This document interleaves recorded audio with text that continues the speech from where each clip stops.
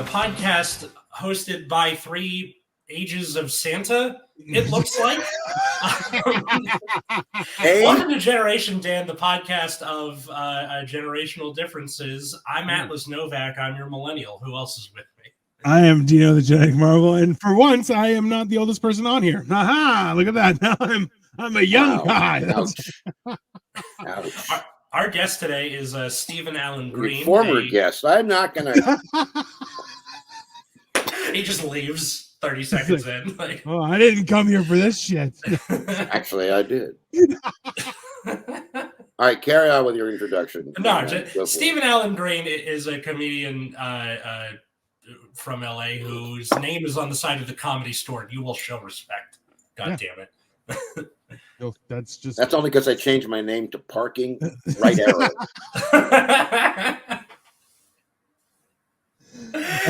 That's the key.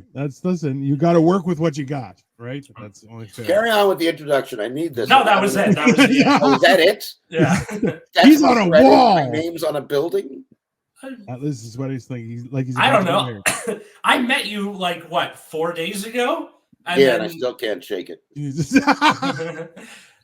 It just seems like a big deal. One of Carol Newell's gigs at the Universal Bar and Grill that I promised I would never go back to that venue. It wasn't the venue's fault, but 2 years ago, coming up on 3 years this February, I had a terrible experience. We make there at a comedy night. I don't want to talk about it right now. Oh, okay. So I promise. Right. But I love Carol. I love what she does. And you came up to me, and I'll never forget what you said. You said, Stephen, you're the greatest comedian I've ever seen. Compared to you, I have no talent. And then I said to you, who are you? What is this about? Well, you want to borrow some money? That's exactly what he was going for. 100%. Yes, person I just met. I would like to borrow some money. That would make it a lot easier for people. Rather than I got to own now, Bob wants to borrow money. He's calling on the phone. I got to listen to his fucking story. How is he going to pay me back? And honestly, I find that when they come up, they're like, "Oh, can I tell you a story?" And I'm like, "Bro, here's $5. Just leave me alone." Yeah, right. Take them. I don't want to have this interaction. I'll just give you the money. It's like a modern day Danegeld. That's modern day what? So a Danegeld back in the Viking times was a bribe for the people sacking your town to fuck off. Yeah. It's literally that meme where it's here's 3,000 pounds of silver to fuck off. Get out of my life. Don't come back. Wow, I feel like that's a useful skill set. It's hey, I am the liaison between the criminals and the good people, and I figure out payment. I get a little skim off the top, and everybody's happier and nobody's destroyed. Mm-hmm. I mean, that's a good gig. And speaking of the liaison between the normal people and the criminals, Santa. Yes. The biggest criminal of them all. Yes. He only came once a year, but when he came to destroy. He only comes once a year, and he only likes Rudolph the Red-Nosed Reindeer when he's useful. Fuck him the rest of the time. Yeah, fuck Santa, man. Santa's a fake. Because I don't have any cash on me, which is a lot. Bro, do you have any change? Yes, I do. Can I have some? No, you cannot. Yeah. That is a completely reasonable conversation. I am still waiting for the day a homeless person has Venmo because I'll be fucked. Because I almost never carry cash on me. And you can just say no. Just say no, but I mean, I'll be so No, don't. Right? Hey, man, got any change on you? No, I don't. And then if he goes, I have Venmo, you're like. I think there should be. I always thought there should be some sort of homeless app. I wanted to give change. In the old days, everyone had change, quarters, you want the pennies. Great. I can get rid of the pennies, Oh, yeah. No one liked pennies. Now it's all for Coinstar. Yeah. Although they're we can go to the ATM. Bro. Something like that. I can't, I'm at the same time, there's been a few scams in Toronto where they've revealed that people were begging on the street, but they also had a nice apartment and a car, and they would just beg in a popular area, so people would just give them money. And is that any different from busting? We live in a weird world, okay? Our world is broken. Like, how Okay, good but can you pretend to be homeless? But also, people your age and Steven's age and my parents' age are just doing weed in the everyday, and it's not like, oh, we gotta do it in the back room at a party. It's like, I'm going to the dispensary. Can I pick you up anything? And that's what I love about the 21st century. I mean, you know what? That isn't a bad thing. Like, I know I've smoked oregano at least 3 times in my life. And I'm cool, but I'm like, I'm still come across as a white guy. So yeah, that's why I got fired from the Italian restaurant. Everybody's gonna have a good time. Not one person living on the street is using the money for good purposes. Like, you know, Joey. I know. You look like a homeless person. We all look like homeless people. None of us look normal. You know what? Only once in my life have I made the mistake of shaving my beard during the winter, and I was like, never again. No, it's horrible. The 21st century, the weed is cheap and the women are cheaper. I mean, batting 1,000 there, Joey. Like, it's just your time to shine. So what are we talking about? I've got seriously, where are we at? That's a great question. The correct age to tell your kids that Santa isn't real. And for the 7-year-old who got a hold of your dad's phone and is listening to this, he's not real. Sorry. So there's a correct. So wait a minute. We're first. Okay, so I'm trying to understand something here. Are we presupposing that there's a wrong age? No, that was presupposing what I was going to say, what I was going to ask you. I just took a pause because I was trying to get the right words. Are we pre-proposing that children won't figure this out on their own? I don't think they would figure out in time to not get a complex about it. You either get told by one of your friends who either figured it out on their own or older sibling, right? That happens a lot. Mm-hmm. Santa's not real, dummy, or like whatever. Yeah, it's used as a weapon. Little brother thought there was Santa.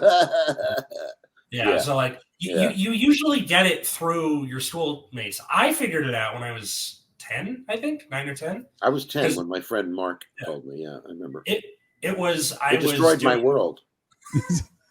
I was doing the thing where, when you're like, oh, I want to like find the Christmas presents before or whatever. Like, so you're like looking around the house, and then I found like a stash of whatever was being given to me, and then wrapped it back up, left it there, and then on Christmas it said from Santa, and I was like, oh, okay, he's not real. And then that was it. That wasn't really like devastating. You said it destroyed your world. Well, okay, I'll answer that secondly. I want to address this point you just made, was that my father at the time was an executive with Hasbro Toys. So he would go on long business trips because I think he had girlfriends. And like a gentleman, that's fine. Like a man with toys. Sorry, I just ruined it, didn't I? New from Hasbro, the vibrator.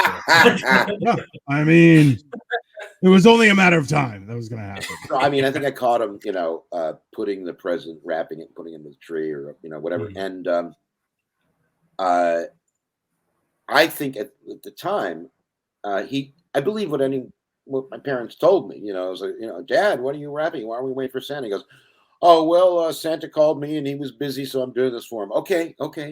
Or, there was some kind of logic. But going back to your point, why it destroyed my world, it's an interesting thing considering the novel I'm trying to finish, to write, not to read, is when my first friend in life was Mark Youth, Huth, Youth, and his father was a famous actor, David McLean, who was the Marlboro Man, the original Marlboro Man, and not so ironically died of lung cancer. But anyway, Mark told me when I was in Beverly Vista Elementary School in Beverly Hills, I was 10 years old. I was born in '56, so must have been 10, maybe he was younger. But anyway, I remember I probably said something like, what is Santa? What are you hoping Santa will bring you? And he said, he didn't mean this in a mean way. He said, you still believe that Santa's real? And that I think, was the beginning of realizing there's going to be a long trek to adulthood. You know, it was like, oh shit. I thought being a kid, I thought life, because I was a kid, I thought life was all this fantasy stuff that's going on. Do you know, we had in Beverly Hills, and we weren't rich. We were, back then, it was a middle class income to get a nice house that's now like $3 million between Wilshire and Olympic.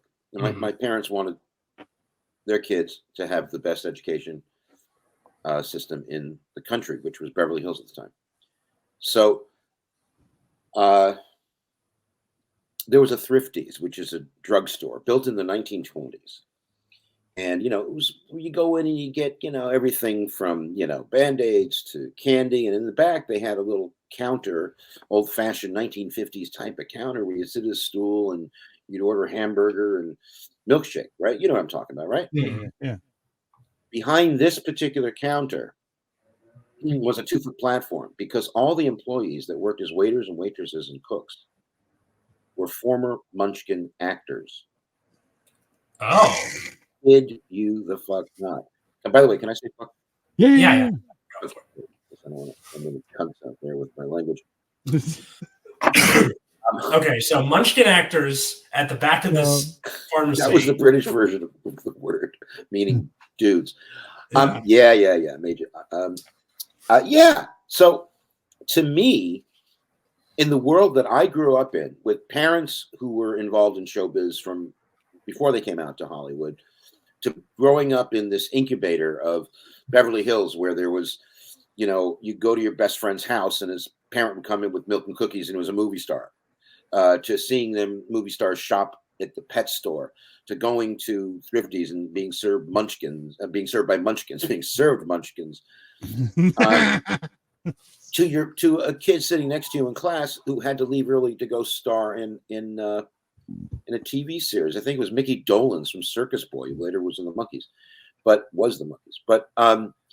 I'm saying when I was told in such a way that made me feel stupid, like you still think Santa exists, which can have two meanings, like he existed, now he doesn't, but you still think that. It devastated me. Yeah. Well, because it's like the first crack in that perfect world. Right.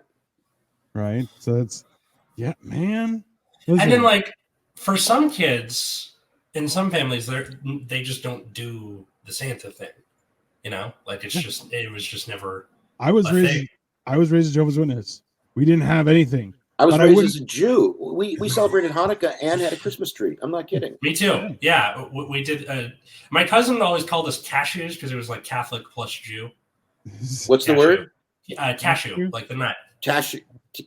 Oh, that's right. Yeah. That's Catholic plus Jew. Cashew. That works. Yeah. That works. Yeah. Shout out to Charlotte for that. No, my parents were always like, "Oh, if you want something, work hard and you will get it for you." Okay, work hard. They got it for me. No big deal. Yeah. People were like, "Oh, there's Christmas." I'm like, I don't really care. It's just an opportunity for us to all stay at home and have dinner together. Yeah. I mean, I wasn't naive. I knew that, you know, especially growing up in showbiz, where you know that it's all puppeteering and it's not magic. It's you know, it's illusion. And there was a magic shop that sold magic, and my older brother, was a magician. I was his assistant, and you know, we got bought these tricks, and you know, so it was kind of like I learned very early on about fooling people. Yeah. You know, and then of course there's, you know, later, you know, flash forward several decades, and I went from being, you know, rich and having a home in London and New York and LA to couch surfing homeless. And there's the famous story of that I had just when I was interviewed by Canvas magazine, or whatever they're called, .com. I'm doing this. This is a fake cigarette on a holder. I'm mocking those fake celebrities. Well, when I was interviewed, you know, by Federico Fellini and asked me what I thought of 8.5. Well, this is what I said.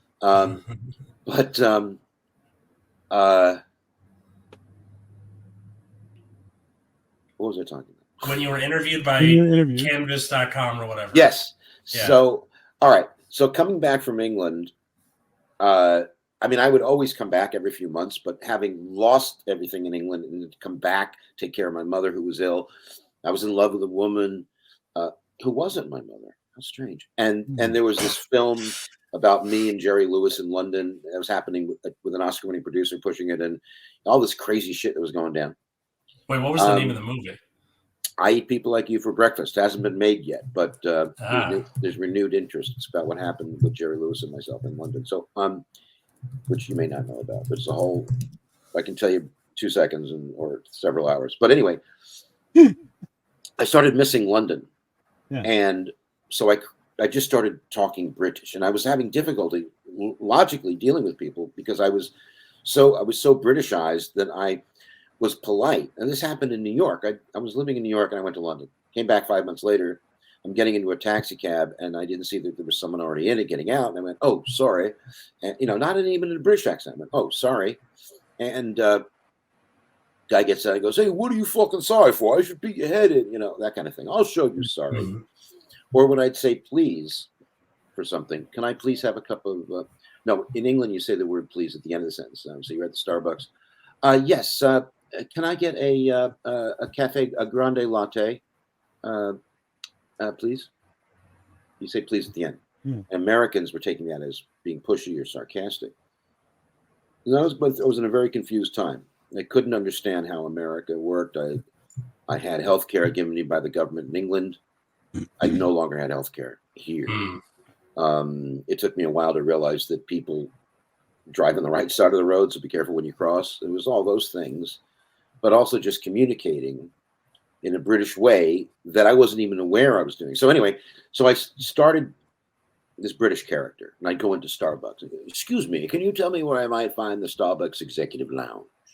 Starbucks Executive Lounge? Yes, for the 1 million cup drinkers. So anyway, so several years ago, here's the story. Several years ago, I needed a place to stay. I was a place where I was staying for a few months. Stopped. I had no money, no income. I just, I don't even know if I had a car. I had a backpack. And no, I did have a car. So I went, I had like $5 to my name. And I just had gotten into a system of people helping me and me trying to get writing work when I could. And it was a matter of really true survival of, where am I going to stay? How am I going to do this? And at the same time, not just give up completely in life. So it was about midnight. I went to the Improv, to the lab, and I sat at the bar and I bought a Diet Coke with my $5. And the television's on and they're showing the Showtime documentary, The Comedy Store, where I'm from. And there was this guy who was standing up shouting, yeah, see, it was Comedy Store comics who burned down the Improv. And I go, oh. So I didn't want to get into a confrontation. I didn't want to reveal myself as a Comedy Store guy. Yeah. So I said, excuse me, but when you say Comedy Store, do you mean the one in Piccadilly? Because it's moved to Leicester Square now. Because there is a London Comedy Store. I played it, right? Yeah. And so he came over and he's like, no, the Comedy Store. There's a Comedy Store here. And we sat down and we started talking about comedy and comparing British comedy with American comedy. And I pretended I knew nothing about American comedy. And he would say something like, for example, George Carlin. I went, George who? George Carlin. So we're chatting, we're having fun, we're laughing. He's a very smart guy, he's a writer. When the bar closes, he invites me to his place where a bunch of his friends are coming over to drink. So I stayed in character the whole time. And they're like, this is my friend. I don't know if he used my name or my character's name. I think. What was your character's name? Nigel Harrison. Okay. Which is Nigel Harrison, Nigel P. Harrison, capitalist, crypto capitalist, and paranormal normalist and theatre critical from the London fog, who perished in a horrific biplane accident just outside of Dusseldorf in 1939. Yes. That was my character. And he's got red hair and a mustache, and he's voiced. Well, he's not. No, he's not Scottish. No offense, he's not Scottish. No, he's very proper. Nigel Thornberry from The Wild Thornberrys. Oh, I see. I'm an illiterate. Is that what you're saying? Here's what happened. the punchline is generations. I partied with these people, and then everyone left, and he asked me, I was like, well, I should be calling my chauffeur to pick me up. No, you want to just crash it? All right, maybe. Can I? Okay. Next morning, the place was a mess. He was asleep. I cleaned it up. I made breakfast. I brought it to him, and I went, Barry, I took the liberty of making breakfast. Please wake up if you're hungry. And then for the next 3 weeks, I stayed in character, cleaned his place, fed him, talked with him, advised him. And of course, when the phone would ring, yes, Barry. No, Barry, hang on one second. Yeah, hey, what's up? May I ring you later? So one day, I couldn't take it anymore. And one day I set him down and I said, I got some news to tell you. And I revealed who I was, and we had a big laugh. But you look, Atlas, are you okay? I lost I'm fine. Atlas. Why? What do you look? Wild story. Yeah, no, it's insane. It's It's off subject, but it's insane, but it's what I did to survive. Let's go back to the subject. Your show, I'm taking over. I'm sorry. No, are you kidding me? The fact that you're like, I just became a guy's butler because I spoke British and we were just hanging out. So like that's why not? I mean, also too, who doesn't want a butler? You're like, well, I got a British one. You're like, well, I think because we're talking about Santa Claus, and it's all about pretending. And there's pretending. There's two types of pretending. The way I see it is like you're pretending. You're going to a masquerade party. You're going to a Halloween party. You're putting on Frankenstein makeup and you're walking around and go, "Where's the Doritos?" But there's the other kind of pretending, which I think is a fucking psychosis out there in the world, which is that you're pretending, but you don't know you're pretending. Oh, no question with that. Yeah, I think that's one of the biggest things, especially now, where people just lack identity at all. And they're like, oh, well, I do this for work. And you're like, that's not a thing. That's not a person. That's a job. And they're like, well, then now I'm gay. And you're like, that's also a sexuality. Still not a personality. Let's just try and. It's like, this is why it's important when getting to know people, to not ask, what do you do? To ask them, what do you like to do? Yeah. And most of the time, that sounds like a sexual invitation. I'm not joking. 100%. Yeah, and Alice also does just like a little, hey, so what do you like what do you like to do? Yeah. But I hear you, Alice, because you're a friendly guy and an open guy, and that's why I'm on your show. I think, by the way, I got to tell you, and I've written and complained about this, and it's just, I tend to remember the worst examples of some experience, and that becomes the banner for it. And so when someone really nice and professional and intelligent, introduces themselves to me and invites me to be on their show, I'm very not just flattered. It's not about my ego. It's reaffirming. So thank you for having me here. By the way, hilarious. I need a couch for tonight. My couch is not like, we're roughly, how tall are you? I don't think I ever saw you standing up. We were sitting. Yeah, I don't know. A couple of years ago I was 5'10". Now I think I'm below 4 feet. Okay, so you might fit then, because like my couch is too short for me. Listen, I figured out how to sleep on all kinds of couches. Yeah, and I'm telling you, couches are a great place to sleep. I don't need a bed. I like couches. You ever sleep on a couch? Absolutely. Are you kidding me? Right. I have made Katie mad several times, and have had to sleep on the couch. Oh, I use the C word, and your wife watches the show. I'm so sorry, Katie. Well, she's not. Oh no. She doesn't watch the show. No, my wife is watching, and she's like, "You tell him." Yeah. No, Victoria does. Katie doesn't. And then so recently, I got one of those like Japanese fold-up futons that yeah, and do that instead of the couch. So much better. Yeah, I mean, you tell him. You tell him. You tell him. I had an Uber passenger a few weeks ago who, we get in conversation, and he sells. I took him up to like a very rich area, the hills, and it's like, what do you do? What do you do? It's sort of like, what do you do? I told him about my comedy, and and he sells beds. So I thought, okay, he's got a big warehouse. No, he sells beds made of horsehair. Yeah. That start. Get this, at $100,000. Which is insane. And I said, why would anyone pay $100,000 for a mattress? And he says, because sleep is 1/3 of your life, and it vastly affects the rest of the 2/3. And like, yeah, but wow, I just realized $100,000. He's not wrong, but also fuck that guy. Like, let's be honest. And he didn't fucking tip. I'll tell you that. That pissed me Oh, what a piece of shit!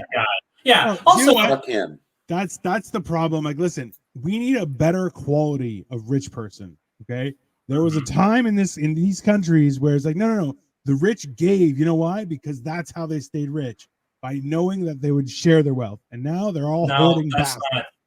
Rich people used to give because they knew, like, okay, in the Gilded Age, you had rich people having their factory workers getting fingers cut off and having rat shit in the meat and all that stuff. And then people like Upton Sinclair and all of the like left-wing organizing and things like that scared them enough to where they're like, okay, we'll do just enough to where you won't kill us. And then it's called the American way, sir. Yeah, enough time has passed where people forget, and then they're starting to be shitty again, and we're back in like a second Gilded Age. Well, I think part of that is, I mean, of course, I lived in England where there still is a great class divide. Huge, there's royalty, and but I think what I'm realizing, and maybe you guys. I would like to hear what you guys think of this. Obviously, we're talking here. Is that, with the exception of the Rockefellers or the Vanderbilts, yes, who basically it was a business based on inherited wealth. Yeah. At a time when there was no income tax, so they could build those incredible Gatsby-like mansions with no income tax, no labor laws, all kinds of stuff. Yeah. And but for the most part, it seemed at the turn of the century, i.e. the 1900s, the early 1900, that people were able to build themselves up from the ground up. They could be working in a gold mine as with a guy with a pick, 10, 12 hours a day, be making pittance. And then, they somehow get around restrictions and they decide to go on their own and they become prospectors and they find money, or they invent something. Yeah. They come up with some kind of medicinal cure or something like, Listerine, or they start a food business or something. There was a time in this country when we were growing from cottage little businesses that could grow. Mm-hmm. And so they had to work their way up slowly. They saw every part of the business building story, from working to raising a little money to doing a corner store that ran for 20 years and then expanding it. And I think in today's Gilded Age, it's overnight billionaires, who both of them have pirated, both of them being Zuckerberg and Musk, pirated other businesses by purchasing them and or mimicking them. Mm-hmm. And so we live in a get rich overnight. And so I think, so the class divides. So people who become very wealthy overnight, literally, for some reason, they can't remember yesterday when they couldn't afford a grande latte at Starbucks. Yeah. Well, in the case of Musk, his dad owned an apartheid emerald mine. It wasn't get rich overnight. It was just he was rich, and then he was visibly rich versus invisibly rich. That's right. Look, but there's a whole the celebrity rich. I'm sorry, go on, Dino. Yeah, but there's a whole section of the world that doesn't have to tell you. They don't disclose their wealth, right? There are numerous countries and nations and families that just have unlimited wealth at this point, where they could do whatever they want, right? Yeah. So it's a matter of them keeping that control over. Like, look, we've all heard the statement, the idea that hard times make hard men, and hard men make for easy times, and easy times make for soft men. And then we're back in that cycle. It's the same sense where it's like, listen, you can make wealth, but like, look, when my dad made his own business and he raised 5 kids, we would shut down and go to Europe for 2 months in the year. As a machinist, that wasn't a thing that you could do, right? You had to have a little more knowledge, a little bit more, a discernment and drive to go those extra lengths. But you could do it.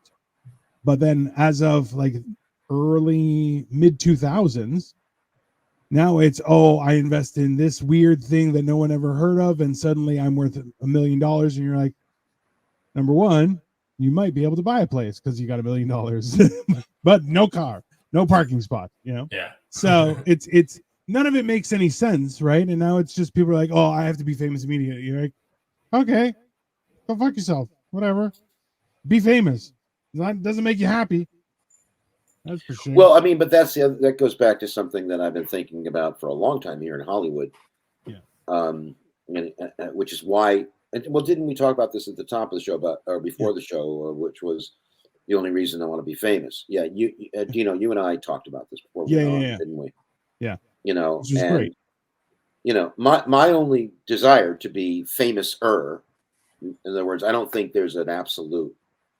Sure. I think you don't just click over into fame. I think everyone's these days anyway kind of famous at some low level, and I'm just at that level myself. Maybe a little bit above in certain areas, but not really. But so the reason that everyone, whether you're in showbiz or not, you want your product to be famous. You want yourself to be famous. Yeah. I'm my product. Yeah. As an actor, as a comedian, as a writer, my writing is my product. As a film director, my films are my product. But still, it's kind of like the personality goes with it. Like with Quentin Tarantino, for example, who I spent a decent hour with at the Comedy Store this year, which was really cool. Nice. But we are the product these days. Yeah. And so why wouldn't we want that kind of fame? So what is the proper word? It's not really fame. Fame is like I see someone walking down the red carpet, and the camera's going crazy, you can have your autograph and that kind of thing. But that's not, I don't want that. I've been to the Oscars. I've walked down a red carpet. I've signed autographs when I was on the road as a comedian in England. I've been interviewed. I have some great stories that people want to hear. Yeah, for sure. But I this fame thing doesn't frighten me. I don't think it really exists. I think, here's what I'm going to say. I think fame exists for untalented people. Whoa. Oh, 100% though. Just ruined my Atlas? Yeah. Oh, no, Santa Claus included. No. Santa Claus is very talented. Been living off other people's scraps. No. His agent is one of the elves. Yeah, he's living off. Book my client. He only gets to work once a year. Yeah, he's living off Coca-Cola and Heaton Snow Miser's coattails for. How much you want to bet that if that was the scenario that like Santa would have a hit out on those polar bears? He's like, no, this Coke's my baby. Don't Santa is a mob boss. 100% of all of the holidays. Santa's the mob boss. Like he's in charge. I know for a fact that the whole Elf on the Shelf thing was not a thing with your guys' generation, right? No. We would have tortured the elf. Yeah, exactly. Elves. Also, and it wasn't a thing for me, but all of a sudden, like I'm seeing all these like memes or Katie, my fiance Steve, who's a kindergarten teacher, like Elf on the Shelf is. Is that how you met? What? Like teaching? You're marrying a kindergarten teacher, so is that how you met? Meaning you were a kid and she's no, stupid. Stupid. I apologize. No, it's okay. Although she did inspire me to become a teacher, so she's roped me into it. Oh, that's a good thing. I wanted to be one. God bless her. Bless your marriage. Thank you. But we're talking. My point about the fame. Yeah, sorry. You understand what I'm saying? Because this is so important to me. I want to get this right. Okay. Yeah. Is that there's the way I see fame ever coming to me would be to benefit me business wise, give me more opportunities. Yes. Mm-hmm. Yeah. And money, and creative opportunities and that kind of thing. And yes, there will be other things like, I'd get to hang out with more people that interest me that I couldn't have access to, that kind of thing. Yeah. But people who think of fame generally think of it as some sort of narcissistic pretense that that someone wears sunglasses and they come out of a hotel and the paparazzi's shooting them, whether it's Billie Eilish, or or Justin Bieber, they camped out at his house and that kind of thing. Yeah. That kind of is weird to me still. For sure. Oh no, absolutely. Am I do you understand what I'm saying? The difference between the two? Well, that's the difference, is that if you are skilled at something, you will be famous. But people want to be famous. Just no. But I'm saying is that's how things used to be. If you were great, people would hear about you. You'd find eventually that would come through. But now you can just organize and tell the paparazzi that this person is leaving the hotel. Suddenly there are pictures of them leaving the hotel, and you're going, who cares? Why is that a matter? Well, but it doesn't happen to the real creative people like Robert Crumb, the great underground Zap comic, artist, cartoonist, that everyone loves, or some blues artist or some jazz artist, or the coolest comics, the ones that the comics. Yeah. They don't have that, and yet they should.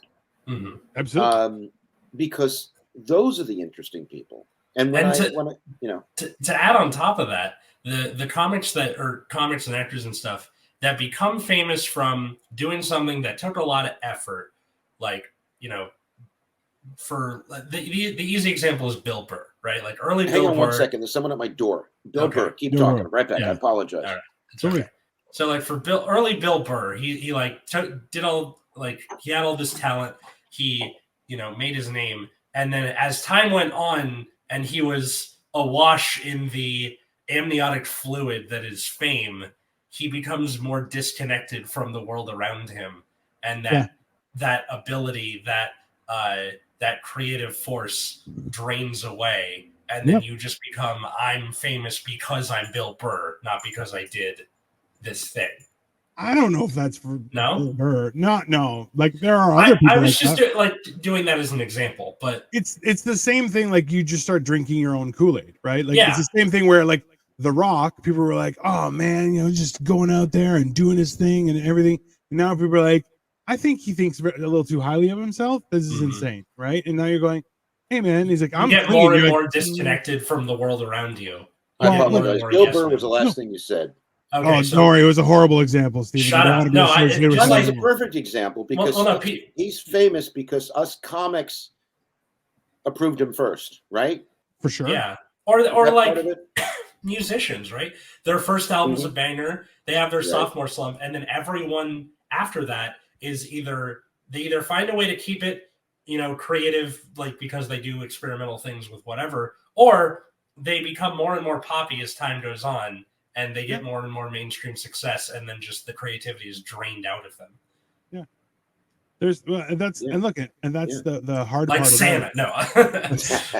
Santa's running on his last legs this time. Yeah. No, it's why not Mrs. Santa? Why isn't she delivering everything? Okay. Yeah, Elf on the Shelf. What kind of shit is that? Why don't we see Mrs. Claus? On. Some interview show about how abusive Santa's been. Absolutely, yeah.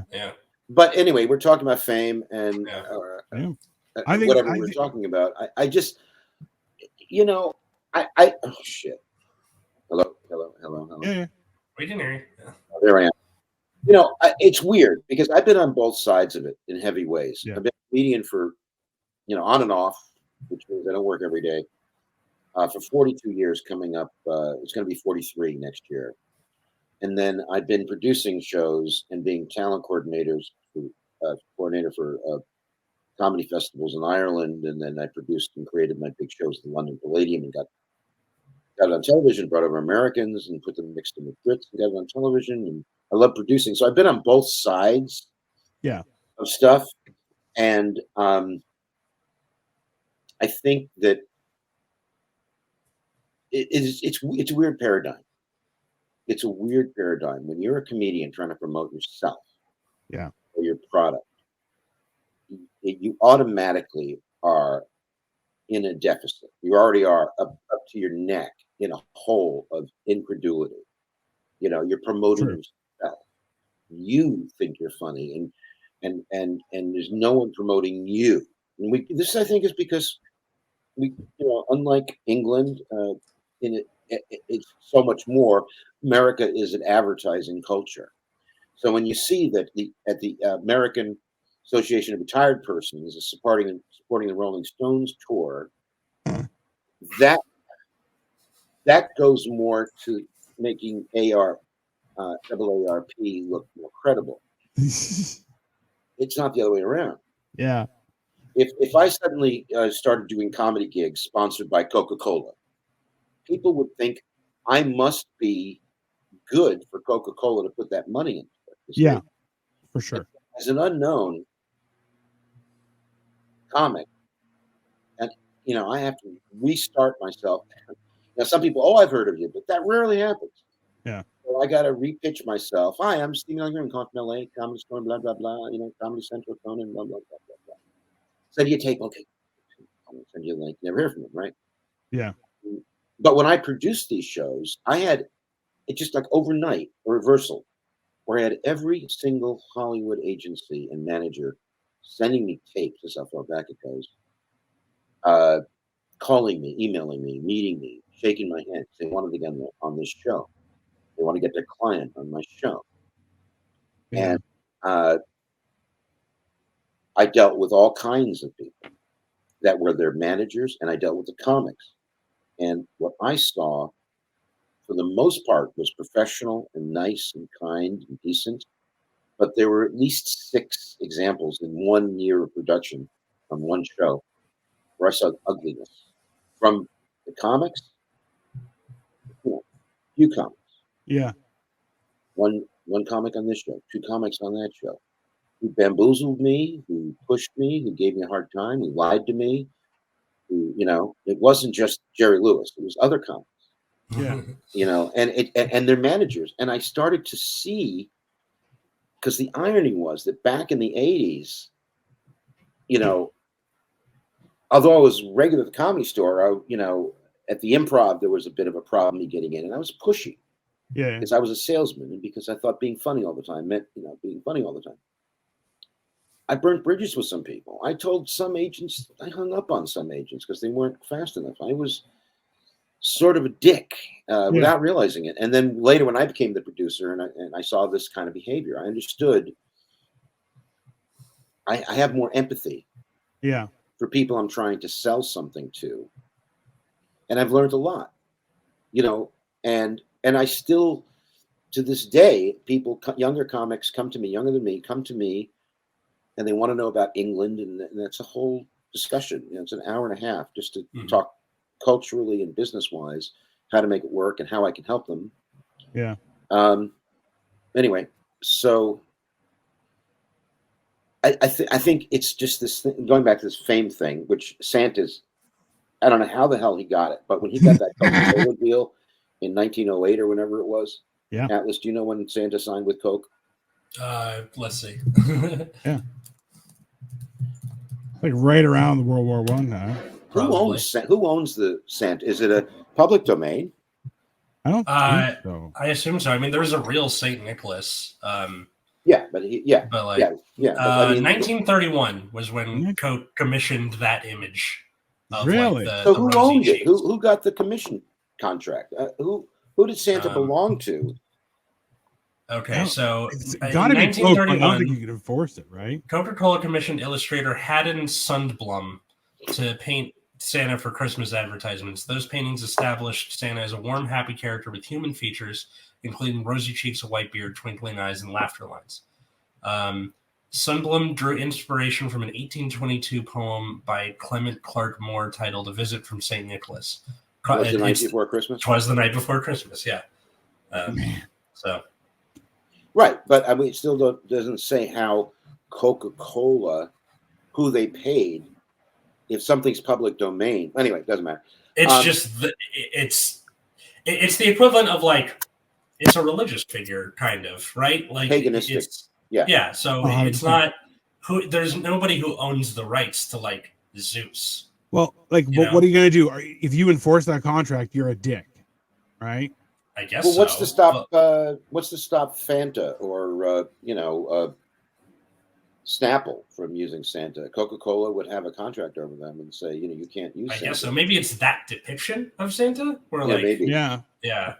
But rights are always very, very interesting. I'm sorry. Right now, I'm just thinking of there should be a Santa Fanta, which is like a Christmas flavor of Fanta. And he's like, but he's also like, I'm Santa Fanta. No, he's gonna have like Fanta outrageous colors and polka dots and things like that. Don't you wanna Santa Fanta? Yeah. Yeah. Yeah, there is. And he'll talk funny, right? He'll be like, I am Santa Fanta. Oh, right, because it was the Nazi soda, right? Obviously. Right? Yeah. Because like they lost the like. Bro, if you try Fanta in Europe and then try and drink Fanta in the United States or Canada, you go, what in the hell did I just drink? Oh, it's like European. It's the Fanta corn shit. Oh, it's actually fantastic. Whereas here, you're like, oh, this is just poison. Yeah. I'm just no. That's why I'm a big fan of the Mexican Cokes, where it's the glass bottle with the cane sugar. Bro, anything in a glass bottle, you're like, immediately 10 times better, right? You know, the old Coca-Cola bottles in glass were green glass. I think it has something to do with, so when they're sitting outside a gas station, get in the sun in the desert, the green somehow keeps it from going bad or something. Oh, okay. Yeah. That's pretty neat. There's filters out whatever. Yeah, same thing with beer. Beer? That's why beer bottles are dark too. Oh, okay. Yeah. All right. So does Santa drink beer? I feel like he'd be like 24/7, like eggnog or whiskey. Just that's it. Like he doesn't. Oh, I forgot to tell you this, Dino. Okay, so on Christmas Eve, I went to Katie's parents' house, and her brother and his family came. I had asked the brother if he would make, because apparently he makes really good eggnog, but most of the family doesn't like it. So like me asking for it was a big deal. So he comes in with the eggnog, and I'm of the knowledge that the family doesn't like it for the most part. So I'm like, oh, giant pitcher. I had 3 glasses, and it was like those, the wine glasses that do this. Yeah. They're like really fat bottom, but no stem, just the glass. Yeah. I had 3 of those of eggnog, and that was like 3/4 of the pitcher. And now I'm the eggnog guy in Katie's family because I drank all the eggnog. Like that's the new running joke is the hanging out with Santa the Fanta. Yeah. Santa the Fanta. You got it. Yeah, that's the episode title. It has to be. But yeah, so like my family hates eggnog too. I'm the only person who likes it. I love eggnog. Eggnog's great. It's like white people horchata. It's awesome. Yes. Tell me I'm wrong, Tino. I can't. By the way, I went to a Mexican, one of those food trucks, and got a burrito, and you can tell the joke's coming on. And I said, what do you have to drink? What do you offer to drink? And she said, we've got tamarind, jacinto, horchata. And I said, I'll have the chata. This is chata. Yeah. I'm sorry, I got it. Because it looked like you had something else, and you were like, leaning to get something off the floor or something. Like I didn't know. Yeah, I'm sorry. Looking at my phone. Okay. All right, carry on with the interview or the discussion. Nothing. I'm just the eggnog guy now because. Okay, so Dino's the Santa Fanta guy. You're the eggnog guy. What am I? I don't have one of those things. What am I? Just give me a label. Give me a role. The guy that never stops. It's fantastic. Yeah. London guy. London guy. Softballs to you. Should hit the home run over Nigel. You're Nigel. Nigel, yes. Yes, excuse me. No, you know where I got this from initially when I was in London and I had a little scooter, get around town, Oh, yeah. And it got stopped by the police and went, some Bobby, excuse me, sir, come on over here. Yeah. You were going too fast. What's wrong? Well, you failed to stop at the stop sign. Let me see your driving license. So I said, well, I have a California driver's license. And as soon as I did that, he let me go. Because they don't want to deal with the paperwork. Okay. That happens the same in Greece. Whenever I go to Greece with my wife, I'm like, I can speak Greek and read and write speak, no problem. But I'm like, as soon as police pull me over, I'm like, hi, I'm Dino from Canada. What can I do for you? And they're just like, oh, get the fuck out of here. I'm like, is there an issue? Is there something I can help with? You know, I'm telling you, it can get you out of trouble. You know, another thing, you know, like when I was in San Francisco, I was waiting for the bus and I flicked a joint or cigarette into the street and it was raining. You know, it went into the drain and the cop pulls over and goes, "Hey, you know, that cigarette ends up in my coffee in the morning, buddy." And, you know, I didn't want to deal with it. So, you know, so I said, "Oh, I'm terribly sorry. I don't know the rules of this country." You know what? It'll work though. That definitely works. I just love like you playing up the Canadianness, right? Where it's like, sorry, I've never been to Greece. I don't know. This is my first time with the wife, and we're just going around. English. I know. I tried to English what you saying. Oh, you know that one. I'll do that here, where I'm like, I am sorry, I am Greek. I don't understand. Yeah, right. Exactly. You must speak very sophisticated because the Greeks, we made the language. You understand? We cannot now with these weird words.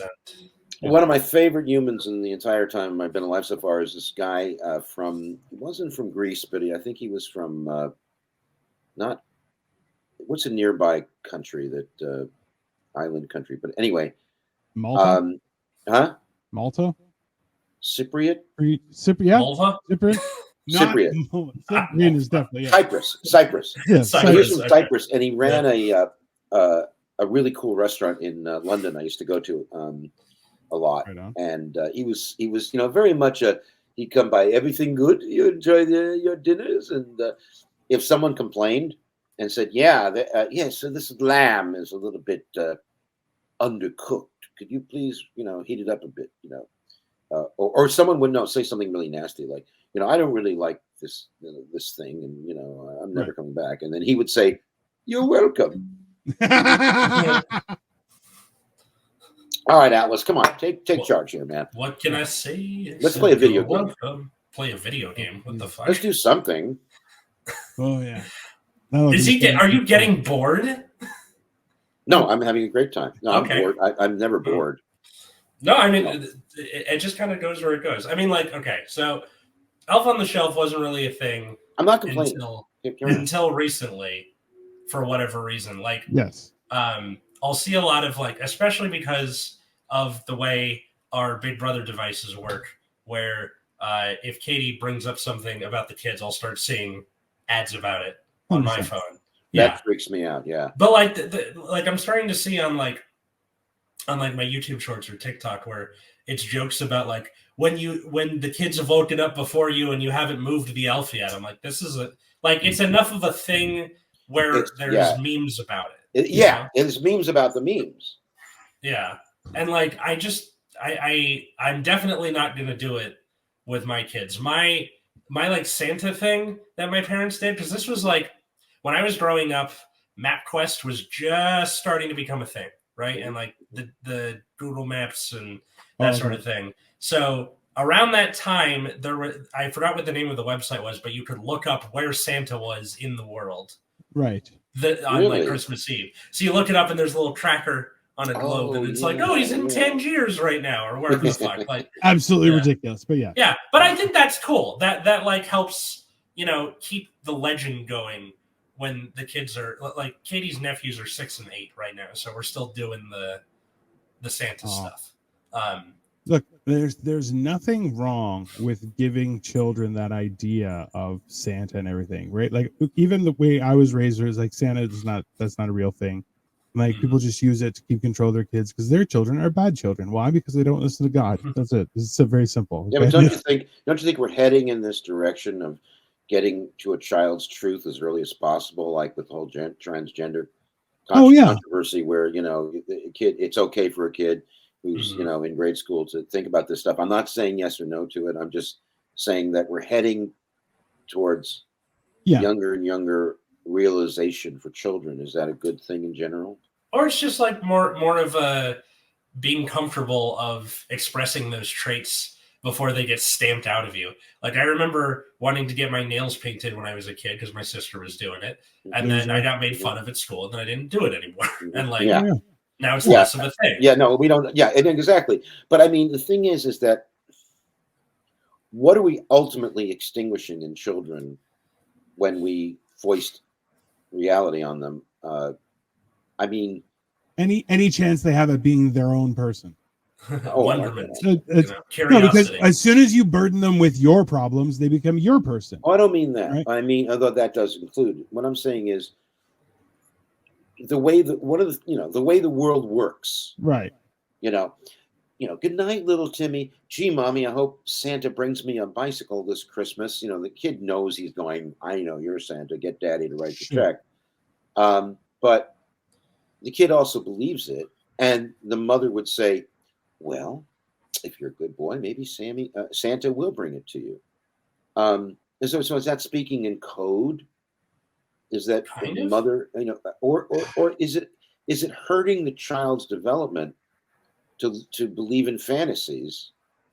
And I'll tell you something. My answer to my own question on that, just on the own level, and I really want to hear what you guys say, is that it helps when you become, because then when you become an adult and you want to start a business, that's a fantasy. When you want to write a novel, that's a fantasy. So it's about fantasy for children. Is that helpful in their imagination development, or is it harmful in their emotional acceptance of the reality of the world? Damn good question. It's a damn good question indeed. You want to go first? Yeah, I'll tackle that one. In all honesty, I think that's a fine line between their development, right? Because the idea of knowing that the sky is the limit with their creativity is a pivotal point as a child, right? So the sooner that gets locked down, like wherever you max out in that world of creativity, and then you get hit with the world being a shithole that it is, right? That you're always going to be, that's going to be around your max. You may go a little higher, but in general, that's your max, right? So the more imaginative you allow someone to be in their youth without affecting them with real world dog shit problems, right? That limit is ever increasing. But the problem is, it's kind of like that mountaineer, the mountain hiker in like please tell me you're not thinking of The Price is Right. Yeah, I'm thinking The Price is Right. Where like, you don't know when their imagination goes so far they go over the edge, right? Like that's really that weird thing where you're going like, the more imaginative you allow someone to be in their youth, lets them know how far they can go. But at the same time, now you're at a risk of them just becoming some sort of yabo who has no idea what's up and down, right? Because let's be honest, that's a great place to live too. Like, don't get me wrong. You're like, yeah, I am outside of reality and I am not a real person anymore. Merry Christmas. Happy Easter. Yeah, no, I think that kind of starts to begin to answer it. Atlas, what do you think about this? So I think that piggybacking off Dino's thing, with like imagination being important, especially as a child, where you want to foster that, like whether it's bathing your children in the mythos of Santa, or it's just encouraging them to draw and come up with new things on their own. Like my mom was really good about like, this is really cool. I'm putting this either on the fridge or like on your bedroom wall or something. Even if I didn't think it was especially good. Like when I was 8, I got on this bender of drawing, like I called them mythical mixtures, where they were like chimeras of 2 different animals. Sure. And one that I did was shut up. One of them that I did was a griffin and a sphinx called the Drinks, and she still has that on her living room wall 20 plus years later. And I think that her doing that sort of thing and increasing the mountain climber imagination up to a point, right? Like the Santa thing, you don't keep it going when they're 15. You let it go until it's run its course around like 11, 12, 13 years of age, usually around the time people are going through puberty. But if you give children their ability to enjoy their imagination and to be themselves before their body catches on fire, along with the world smacking them in the face at the same time, it allows them to, have the tools to be self-assured in the real world. This is my real question, and I want Stephen for you to chime in on this. Was like that idea Like nobody wants their kid to be the smelly kid or the weirdo kid, right? Mm-hmm. But you know, as an adult, that you're like, listen, if they have a little bit of weirdo, that's a good thing. Yeah, right? you need a little bit of weird. You need a little bit of weirdo. You don't want them to be the weirdo kid because that kid has problems, right? But you're like, and that's the thing is, you don't know. The only judge you have is how good of a parent you're being. So if you think you're being a good parent and you see them do weird shit, you're going, I think we're still okay. It's okay. But at some point, you're gonna go, hey, that's a lot weirder than I was. What the fuck are you doing, kid? Right? Like, and then maybe you're stomping them out, but you don't know what. Like that's. Well, you see, there's a dynamic there that's very interesting because my both my mother and father, who grew up in extreme poverty during the Depression in Brooklyn, pre-World War II, and then went to World War II. My father did. Once post World War II, and these military support programs for housing, and my father had a great degree and got work out here. They wanted us. They always said they wanted us to have a better life than they did, financially and a safer neighborhood. For sure. Right. And so I think it always builds on the previous, or it rebels. It either rebels or it builds upon. It never seems to ignore. And I think even to this day, no matter how old you get, blowing out candles on a birthday cake is a wish. And the concept of wishing is magical thinking, or it actually has practical effects, like praying. Yeah. But wishing is on its own. It's separate. It seems to be washed of any religion. Just it seems to be, whether it's someone crawling in the desert for shelter, food, water, or whether it's someone hoping to fall in love in the next 2 weeks or get a better job or something. It's a hope, it's a dream, and I think it's healthy. And I guess what I was going to say was before. I just remembered this. Put a button on it for me. It's one of the things I loved about England. I still do. Is that in general they cherish childhood there. Yeah. They realize that keeping children safe and keeping them educated and keeping a certain amount of fantasy in the culture and fun and sense of humor and sense of history, sense of survival makes all for the better when that person becomes an adult. And America is a traumatized country. I grew up every single morning, right before the Pledge of Allegiance, we'd have to do drills to hide under a desk for earthquakes or nuclear war. Yeah. This was every day. You're taught and reinforced that Russia may bomb America at any point, and we'd only get about a 30-second warning. Yeah. Every single morning. And I'm not saying, those were tough times. I'm just saying it made us. Yeah, it's a different perspective. It did something to us that made us maybe live in the moment. Maybe that's why the 60s were so vibrant, and aside from everything going from black and white television to color, from mono to stereo, from Earthbound to moon landing, aside from all that, was this sense that we may die at any minute. And the only thing that's come close to it was recent COVID. But I think ultimately, fantasy is important for children and adults. I think the only question is whether you recognize it as fantasy or not. And I think finally, is that the difference between the two, recognizing if it's fantasy or not, I think is the beginning of a lot of mental illness in this country. Oh, 100%. That's it. And that gets down to the real fact of like, hey, you do need to figure this out with your kid, because the right time will be the right time, right? You'll know it with your child, but also don't going around stamping on other people's imagination. You don't know how far they'll go, so don't screw with them, you bastards. Yeah, they could be Moana. You don't want to. Yeah, you don't know. No, you don't know. And by the way, she doesn't know how far she'll go. And going back, we've heard. And going back to the original subject about Santa, does Santa? I'm just asking you directly here. Yeah.